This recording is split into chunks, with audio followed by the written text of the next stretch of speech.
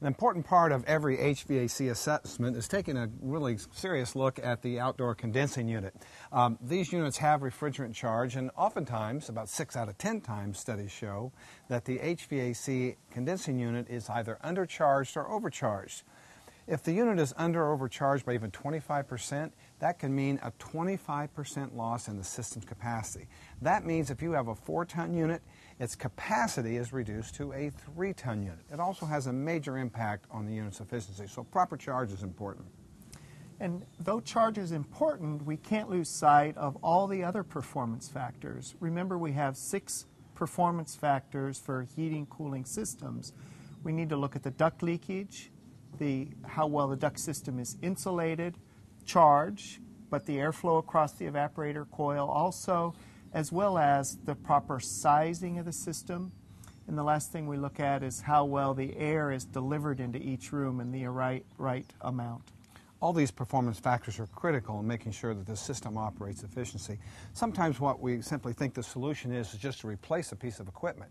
While that may very well be a good solution, it's also important to make sure that equipment is installed properly and that is working properly. And those 6 performance factors are key to making sure that your home has the lowest possible energy bills.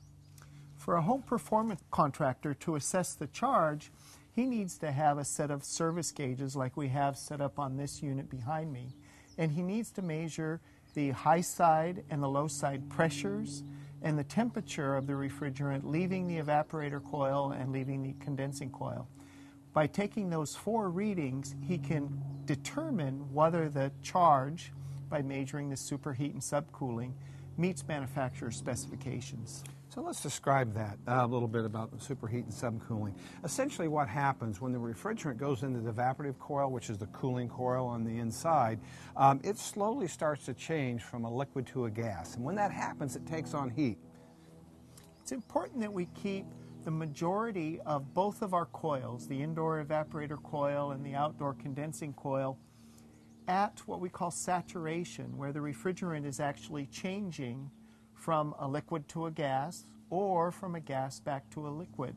So as the refrigerant fluid nears the end of the coil, we want just a little bit of superheat, and that's superheated vapor, or we want just a little bit of subcooling, subcooled liquid. And that's what we measure to check our charge.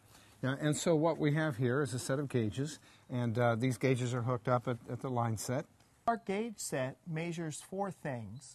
It measures the pressure on both the high side and the low side of the system, the high pressure in the condensing coil, the low pressure in the evaporator coil.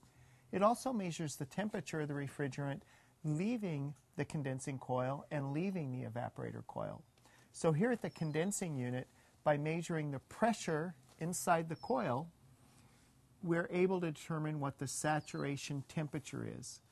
And then we measure the temperature leaving the coil. The difference between the two actually gives us the amount of subcooled liquid at the condensing unit, which is one of our important refrigerant charge parameters. And all of these factors are really are a result of a delicate balance between, the refrigerant charge, all the temperatures, just making sure that this system operates properly. It's important that we use gauges. Also, when we add refrigerant, it's important that we add the proper amount of refrigerant, and we use scales to measure that. Right. It's a time-consuming process to actually add a little refrigerant, allow the system to come to equilibrium, and then remeasure our superheat and subcooling on the system to know if it's right. We can often spend as much as an hour and a half adding a little, checking it again. So it's time-consuming, and too often it's something that gets shortcut and left out of the process. And it has such a big impact. As I said, it can reduce the system's capacity by as much as 25% and certainly lead to about 10% greater operating cost. Another important thing to think of is also making sure that the line set's the appropriate size. Oftentimes the line sets on these units are not nearly as big enough for as long as that they're running. So if we have long or extra long line sets, it's really important that we size those line sets appropriately. Another thing that's really important to pay close attention to is the size of the system. Oftentimes, most oftentimes, these systems are grossly oversized, sometimes by half a ton or a ton or more.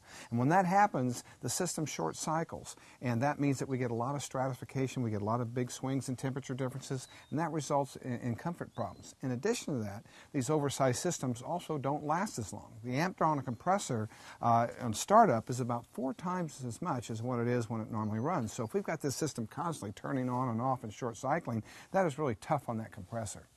To make sure we have the right size, what our ultimate test is long run times on the hottest day. To get there, what we do is use software packages. There we have this software program called Manual J. We use a Manual J calculation to determine what the loads are, a Manual D calculation to determine the size of the ducts, and we do those calculations to kind of get us in the ballpark. One of the problems with our calculation methodology is if we don't provide the right inputs to the software, we can get the wrong answer. So we also have check values in the best practices guide to assure that we're in the right range to make sure that we have long run times on the hottest afternoon of the year. Yeah, it's really important that you follow those guidelines in the contractor's guide. And in addition to this, it's really, I think, important to recognize that you want to use the latest versions of these software, because some of the older versions really overestimate the, and end up the result is oversizing of the systems. So kind of in summary, there's 6 performance factors for our heating, cooling systems. The duct leakage is one of our biggest ones. Duct conduction, or the amount of heat transfer through the duct's insulation, the airflow across the evaporator coil, the sizing of the system, the refrigerant charge in the system, and lastly, how we introduce the air into the room. Again, a critical parameter. Yeah, another thing to also consider is the cleanliness of the outdoor coil. If this condensing coil is full of leaves and dirt and is fairly clogged, it can't transfer heat very well. So it's important that, number one, it has plenty of room to breathe, that there's a lot of air that can go through, and that these coils are kept clean. Now, after we've taken care of that, the next area that we want to pay very close attention to is our distribution efficiency. And the way that we check that out is we use what's called a duct blaster, very similar to the same kind of test we did with blower door, except instead of testing for house leakage, we're going to test for the leakage in the ducts.